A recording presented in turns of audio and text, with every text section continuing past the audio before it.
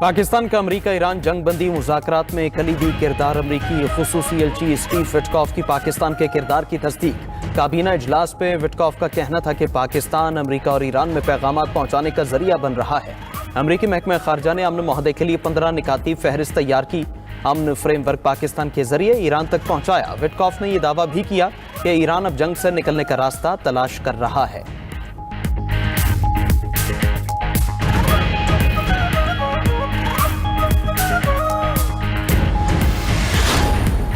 अमरीकी सदर ने ईरान को जल्द मुज़ाकरात करने की वार्निंग दे दी। काबीना इजलास के बाद मीडिया से गुफ्तगू में ट्रंप ने कहा कि पता नहीं मैं मुज़ाकरात करूंगा भी या नहीं।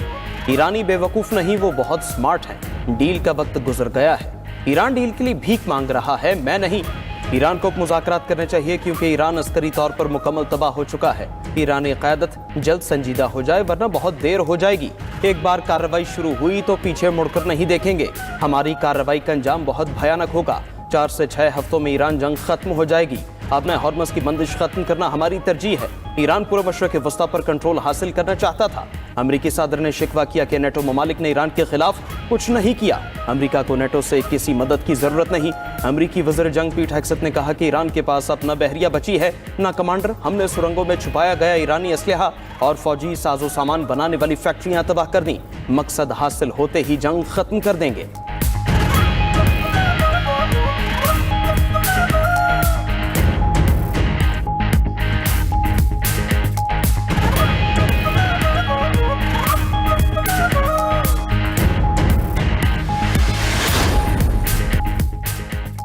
इसराइल का ईरानी बहरिया के सरबरा अली रजा तंगसीरी की शहादत का दावा। इसराइली मीडिया के मुताबिक बंदर अब्बास पे होने वाले फजाई हमले में ईरानी नेवल चीफ को निशाना बनाया गया। अली रजा तंगसीरी अपना हॉर्मस की बंदिश के मंसूबे के मरकजी जिम्मेदार थे। अमरीका और इसराइल की ईरान के मुतादिद शहरों पर बमबारी। तेहरान और इस्फहान में ईरानी मिसाइलों के 2 मराकज़ को निशाना बनाया गया। ईरान के लेमड इंटरनेशनल एयरपोर्ट पर भी अमरीका और इसराइल का मिसाइल हमला। सूबा फारस के जनूब मगरबी इलाके में वाक़ एयरपोर्ट पर भी मिसाइल मारे। अमरीकी फौज का ईरान में 10,000 से ज़ायद फौजी अहदाफ को निशाना बनाने का दावा। ईरानी हुकाम के मुताबिक इसराइली और अमरीकी हमलों में शहादतों की तादाद 1937 हो गई। हमलों में अब तक 24,800 ईरानी जख्मी हो चुके हैं। शहीद होने वालों में 240 खवातीन और 212 बच्चे भी शामिल।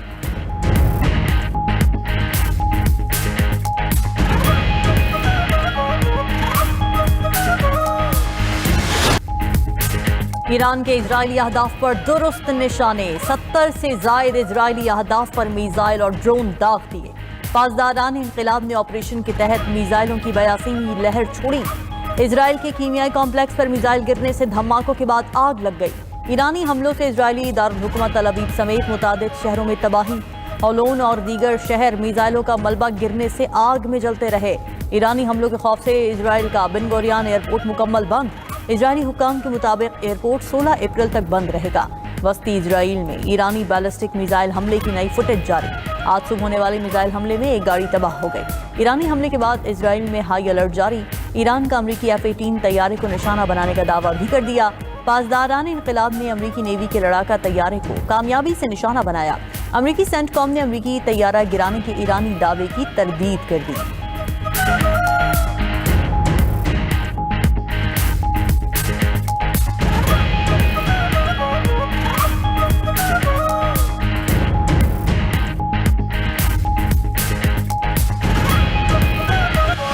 ईरान के मशरिक़ वस्ता में अमरीकी अड्डों पर हमले जारी। अबू धाबी में बैलिस्टिक मिसाइल हमले में 2 अफराद जाम बहक 3 जख्मी हो गए।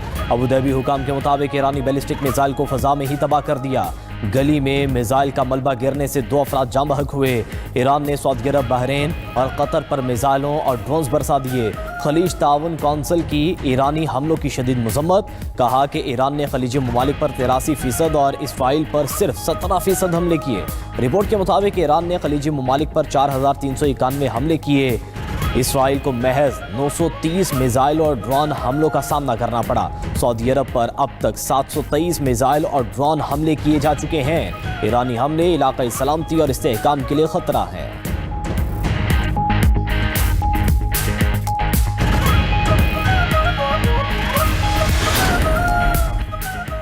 ईरान जंग रूसी मईशत के लिए सहारा बनने लगी। मशरिक़ वस्ता में कशीदगी पर रूस की तेल बरामदात में इजाफा। यौमिया $150 मिलियन इजाफी कमाई। مشرق وسطی کی صورتحال پر روسی صدر پوٹن کا کہنا ہے کہ مشرق وسطی میں جاری تنازع کے نتائج کی درست پیشگوئی فی الحال مشکل ہے۔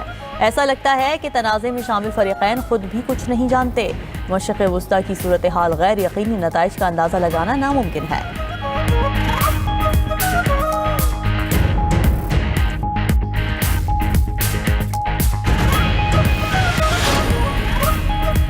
اصفہان، تبریز اور تہران کے آنسوؤں اور خطے کے دیگر شہروں کے آنسوؤں میں کیا فرق ہے؟ مشرق وسطی کی صورتحال پر ترک صدر کا اہم اور جذباتی بیان۔ طیب اردوغان نے کہا کہ Erbil, Oman, Baghdad, Beirut, صنعا، Doha اور ریاض سب ہمارے برادر شہر ہیں۔ قتل عام کرنے والے نیٹ ورک کی نظر میں ہمارے ناموں میں کوئی فرق نہیں۔ ترک صدر کا امت مسلمہ کو متحد ہونے کا پیغام۔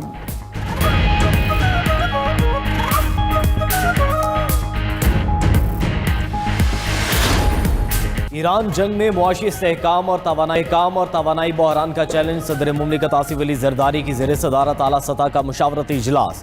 وزیر اعظم شہباز شریف اور فیلڈ مارشل سید عاصم منیر کی شرکت۔ بلاول بھٹو اور وزیر خارجہ اسحاق ڈار سمیت دیگر حکام شریک ہوئے۔ اجلاس میں معیشت، توانائی اور خطے کی سیکیورٹی صورتحال پر تبادلہ خیال۔ تیل کی عالمی قیمتوں میں اتار چڑھاؤ پر تشویش کا اظہار کیا گیا۔ مہنگائی پر قابو پانے اور توانائی کے تحفظ کو یقینی بنانے پر غور۔ کفایت شعاری سے مالی دباؤ کم کرنے کی حکمت عملی پر گفتگو۔ علاقائی صورتحال کے پاکستان پر اثرات کا جائزہ بھی لیا گیا۔ اجلاس میں قومی سطح پر مربوط حکمت عملی اپنانے پر زور۔ عوامی مفاد کے تحفظ کو پالیسی میں ترجیح دینے کا فیصلہ۔ قومی اتفاق رائے اور ادارہ جاتی ہم آہنگی کی ضرورت پر بھی زور دیا گیا۔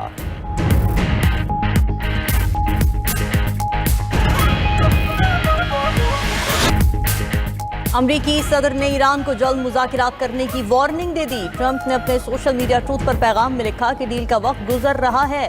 ایرانی مذاکرات کار عجیب اور مختلف ہیں۔ ایرانی وفد ہم سے ڈیل کے لیے بھیک مانگ رہا ہے۔ ایران کو مذاکرات کرنی چاہیے کیونکہ ایران عسکری طور پر مکمل تباہ ہو چکا ہے۔ ایران کے لیے واپسی کا کوئی چانس نہیں۔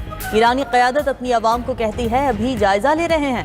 ایرانی قیادت جلد سنجیدہ ہو جائے ورنہ بہت دیر ہو جائے گی۔ ایک بار کارروائی شروع ہوئی تو پیچھے مڑ کر نہیں دیکھیں گے۔ ہماری کارروائی کا انجام بہت بھیانک ہوگا۔ ایرانی قیادت کو ڈر ہے ڈیل سے انکار کیا تو امریکہ کے ہاتھوں مارے جائیں گے۔ انہیں یہ بھی ڈر ہے کہ ڈیل کرنے پر اپنے عوام کے ہاتھوں نہ مارے جائیں۔ امریکی صدر نے شکوہ کیا کہ نیٹو ممالک نے ایران کے خلاف کچھ نہیں کیا۔ نیٹو نے ایران کے خلاف مدد کے بجائے خاموشی اختیار کر رکھی ہے۔ امریکہ کو نیٹو سے کسی مدد کی ضرورت نہیں۔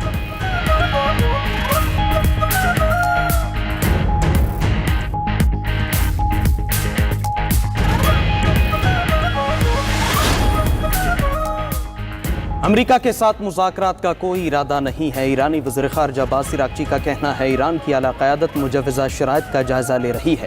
ہمیں ایسی جنگ بندی قبول نہیں جو دشمن کو دوبارہ حملے کا موقع دے۔ مذاکرات کی پیشکش امریکہ کی شکست کا اعتراف ہے۔ اگر ہم ہار چکے ہیں تو امریکہ اپنے اعلیٰ حکام کو مذاکرات کے لیے کیوں متحرک کر رہا ہے؟ امریکی موقف میں تبدیلی ایران کی مضبوطی کا ثبوت ہے۔ دوست ممالک کے لیے اپنا ہرمز سے گزرنے کی اجازت برقرار ہے۔ چین، روس، بھارت، عراق اور پاکستان کے جہازوں کو راستہ دیا گیا۔ اپنے دشمنوں کو اپنے ہرمز سے گزرنے کی اجازت دینے کی کوئی وجہ نہیں۔ ایران کا اپنے پڑوسی ممالک کو امریکہ سے دوری اختیار کرنے کا مشورہ۔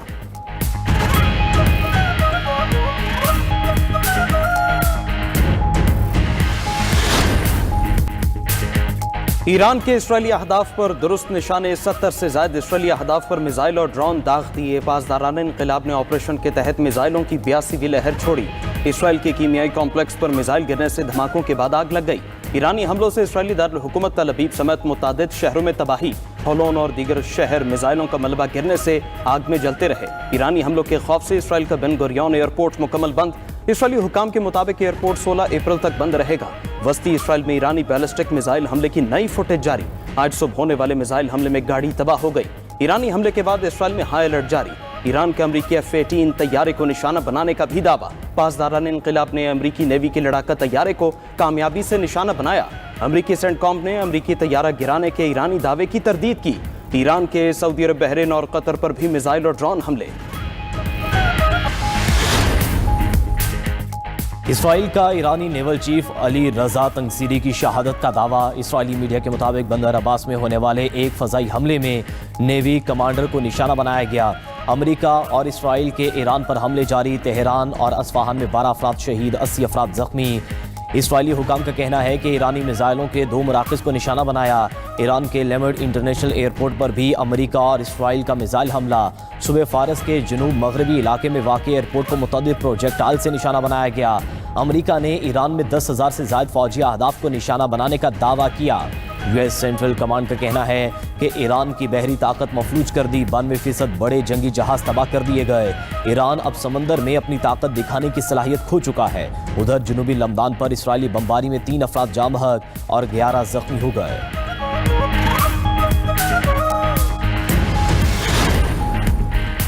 خارج جزیرے پر امریکی حملے کا خطرہ، ایران نے بارودی سرنگوں کی تنصیب شروع کر دی۔ امریکی میڈیا کا کہنا ہے کہ جزیرے پر بڑی تعداد میں راکٹس کی کھیپ پہنچا دی گئی۔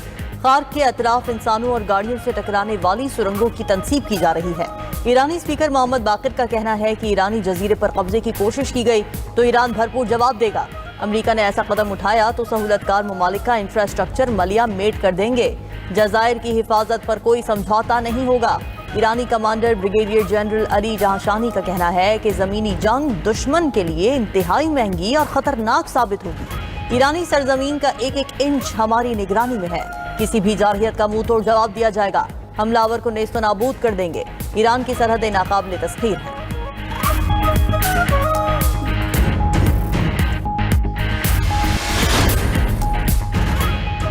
ایرانی جزیرہ خارق پر امریکی حملہ ہوا تو خونی جنگ ہوگی۔ امریکی نشریاتی ادارے CNN کی جنگ کی صورتحال پر ہوش و رپورٹ، کہا کہ ایران نے جزیرے کی سخت قلعہ بندی کر رکھی ہے۔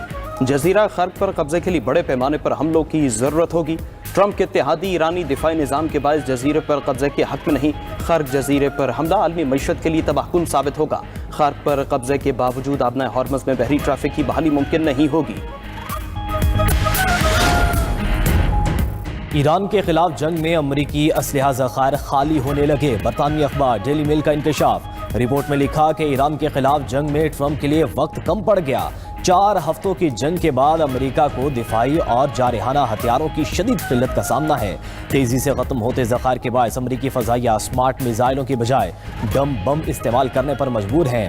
جنگ کے پہلے 16 دنوں میں $26 ارب مالیت کا 11,000 ٹن سے زائد اسلحہ استعمال کیا گیا۔ رپورٹ کے مطابق امریکہ کا یوکرین سے دفاعی میزائل مشرق وسطی منتقل کرنے پر غور۔ پیٹریوٹ اور تھارڈ میزائل اب یوکرین کی بجائے اسرائیل کو ملیں گے۔ یوکرین کو دفاعی میزائلوں کی فراہمی میں کٹوتی کا امکان۔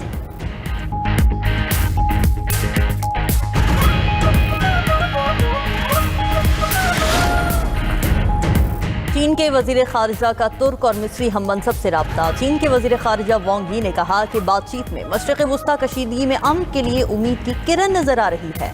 بات چیت شروع ہونا ہی امن کی پہلی سیڑھی ہے۔ عالمی کوششوں سے ہی خطے میں مستقل امن ممکن ہے۔ ادھر ملیشیا کے وزیر اعظم انور ابراہیم نے کہا کہ ایران سے مذاکرات کا مقصد جنگ کا مکمل خاتمہ ہونا چاہیے۔ مذاکرات کو عارضی وقفے یا سیاسی فائدے کے لیے استعمال نہ کیا جائے۔ ایران کو اپنی سرحدوں کے دفاع کا مکمل قانونی حق حاصل ہے۔ خطے کو بڑی تباہی سے بچانے کے لیے تحمل کا مظاہرہ ضروری ہے۔